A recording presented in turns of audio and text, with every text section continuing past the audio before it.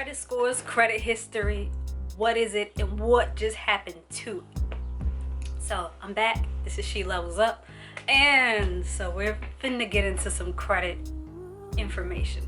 So credit scores are kind of like your report card and grade system for your credit history, and that is every financial thing you've done that's kind of on paper.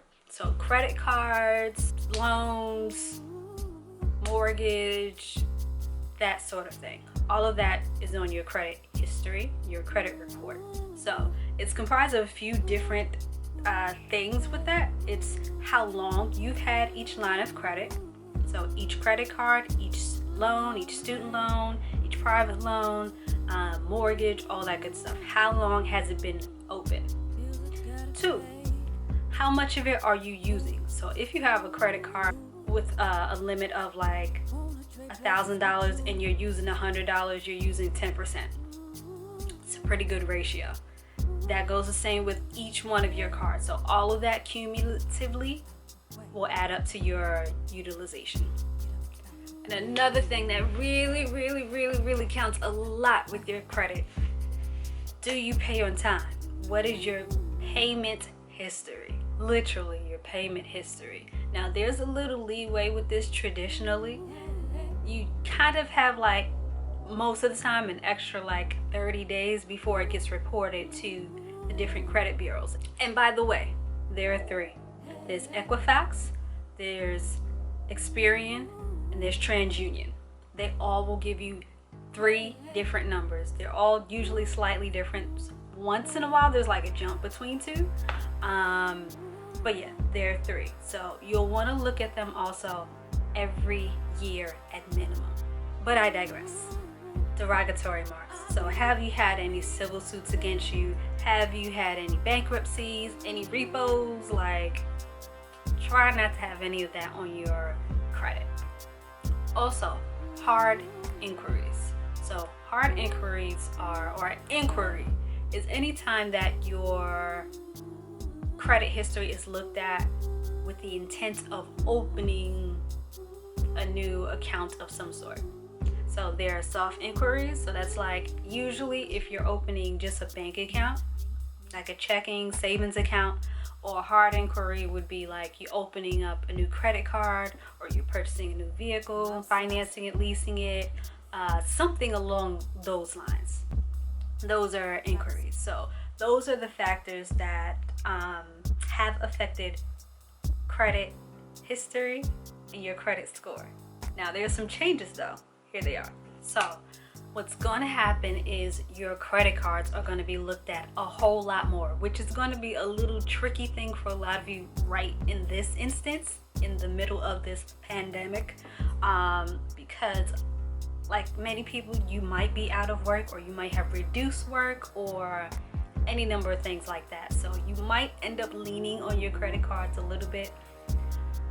Hopefully I'll have some more tips for you in the next video that you'll watch, hint, to help you add a little bit to your income. So hopefully you won't have to go that route, but I digress. So credit cards, they're going to be looking a lot more at that.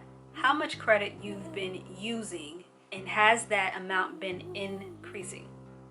So they kind of want to see if you're leaning on your credit cards, or if you're kind of just using them, getting them out the way, that sort of thing. Now they're also going to be checking to see if you are routinely, regularly opening new forms of credit. So 2 other rules I generally stand by. Do not open multiple lines of credit back to back to back to back. Wait at least 1 full year before you open a new credit card, before you go apply for a new personal loan, new car, whatever it is. Try to hold off on that.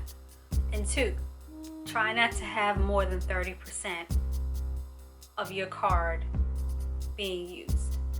So again, if you have $1,000 credit card limit, try not to use more than $300. And that goes across the board for all of your credit cards. So no exceptions here. Now, this might not hit you all at one time, because what they're going to do, they're going to kind of look at a period of like 2 years at a time and check to see if it's been slightly increasing your credit card usage or if it's been slightly decreasing. So don't feel alarmed if you're on a good foot. If you are not quite on the best foot, just work to get it down, because the bottom line is they just want to manage to see who's able to realistically pay back what they owe.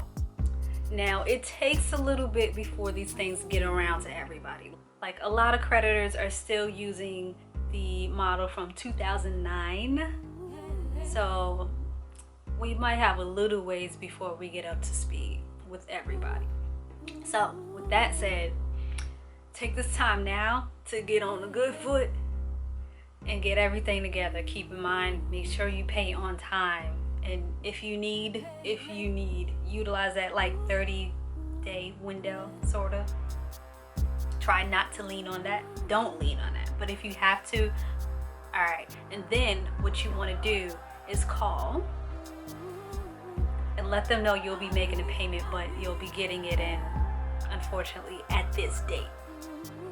It always helps to be in communication with whomever you owe, if you owe anybody.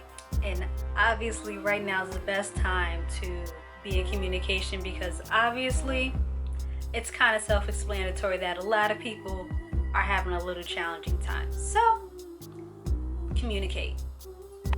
So if you have any other questions about credit, let me know. If I missed anything or if I forgot anything, drop me a note in the comments below. That's it. Bye.